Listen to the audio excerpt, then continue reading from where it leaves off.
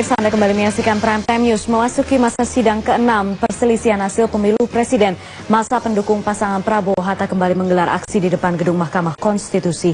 Kali ini giliran masa yang mengatasnamakan Gardu Merah Putih yang menggelar aksi dan orasi di depan gedung MK. Mereka menyatakan akan ikut mengawal jalannya sidang perselisihan hasil pemilu presiden. Meski tidak seramai hari-hari sebelumnya, polisi tetap tidak mengurangi personil keamanan. Rencananya masa pendukung pasangan Prabowo Hatta akan terus mengawal jalannya persidangan hingga putusan akhir 21 Agustus mendatang.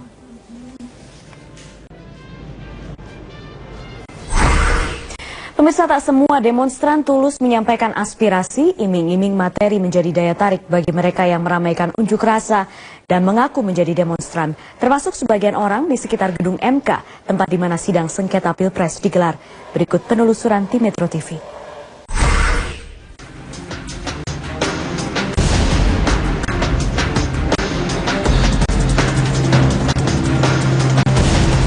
Masa bayaran, begitulah kita menyebut mereka yang datang berdemo karena diberi kompensasi sejumlah materi. Tipe masa seperti ini bukanlah hal aneh dalam aksi menyampaikan aspirasi di negeri ini. Demi mengejar kuantitas peserta, segala upaya dikerahkan termasuk dengan membayar peserta demo. Setidaknya, itu juga yang ditemui tim Metro TV dalam demonstrasi mendukung gugatan hasil pemilihan presiden di depan gedung Mahkamah Konstitusi. Lihatlah rombongan ibu-ibu ini, mereka tampak canggung di antara ratusan pendukung Prabowo Hatta yang berdemo di depan gedung MK. Di tengah menggebunya para orator membakar semangat massa, ekspresi mereka pun datar. Hanya sesekali bernyanyi dan mengikuti perintah orator atau korlap, tanpa antusiasme layaknya orang-orang yang sedang memperjuangkan hak-hak politiknya sebagai warga negara. Suruh ngikut, suruh nyediain orang-orangnya gitu. Kalau bisa sebanyak-banyaknya gitu. Karena nyuruhnya mendadak, jadi aku ya seketemuannya aja. Tergantung kita ngikutnya, tergantung yang bawanya. 50 ya 50 gitu. Ya tergantung orangnya. Kalau saya nggak mau korupsi, tetap saya kasih 50-50 gitu. Perempuan bernama Ibu Heru itu mengaku sudah biasa diminta bantuannya menyediakan massa untuk diajak dalam demo. Kali ini dia datang bersama rombongan sebanyak 2 mobil dari daerah Pademangan. Selain snack dan makan siang, ia juga dijanjikan memberikan uang sekitar 30 hingga 50 ribu rupiah untuk setiap orang yang diajaknya.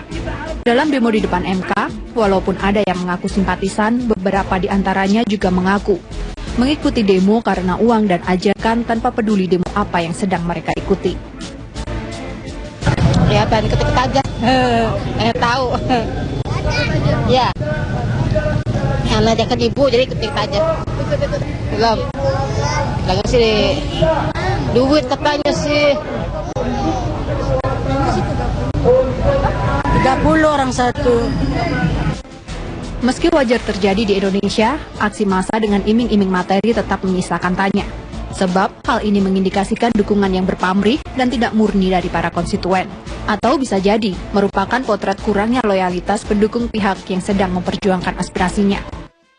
Yang jelas, kita meminta simpul-simpul relawan kita yang ada, ya, yang mendeklarasikan dukungan kepada Pak Prabowo dan Pak Hatta Rajasa untuk menghadiri acara gerakan moral kita ini. Kalau dibilang bayaran ya, yang pasti panitia itu hanya menyediakan makan siang ya Mbak. Itu yang biasa kita sediakan, adalah makan siang. Masa sih kita mengundang relawan datang dari pagi sampai sore makan siang nggak kita siapkan. Itu yang kita siapkan. Jadi kalau ada isu-isu masa bayaran itu memang fitnah yang luar biasa sekali. Dalam survei LSI yang dirilis pekan lalu, elektabilitas Prabowo Hatta hanya mencapai 30,39%. Padahal sebelum Pilpres digelar, elektabilitas Prabowo Hatta sempat meroket mencapai 44,2%. Nyaris seimbang dengan pasangan Jokowi dan Yusuf Kala. Saya di kubu Prabowo, ini memang lebih banyak pemilih Prabowo kemarin itu merasa kecewa dan memberikan persepsi negatif kepada pasangan Prabowo Hatta karena dinilai tidak legowo untuk menerima hasil keputusan KPU. Karena tipikal dari pemilih Prabowo Hatta ini memang berasal dari kalangan berpendidikan tinggi dan juga dari masyarakat perkotaan. Jadi tipikal dua pemilih ini memang lebih cenderung untuk mudah sekali mengalihkan dukungannya, atau boleh kita bilang pemilih yang ragu-ragu. Pemilih Prabowo Hatta sebagian besar adalah pemilih rasional dan kalangan menengah.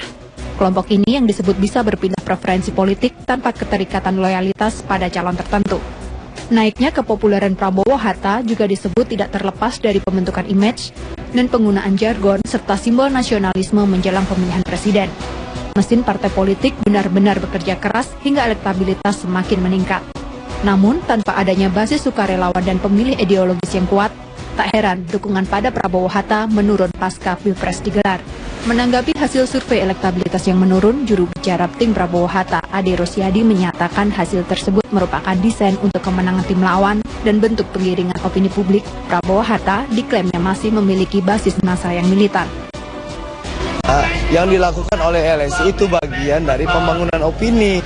Tapi bagi kami meyakini ya, setelah Pilpres ini malah dukungan kepada Pak Prabowo semakin meningkat. Basis massa yang banyak dan kuat memang merupakan faktor penting kemenangan pemimpin negeri ini. Namun yang tak kalah penting dicermati adalah apakah dukungan tersebut murni atau justru sementara karena pemberian sejumlah materi sebagai gantinya. Dari Jakarta, Rina Aprilia, Adwin Kurniawan, Metro TV. Kami masih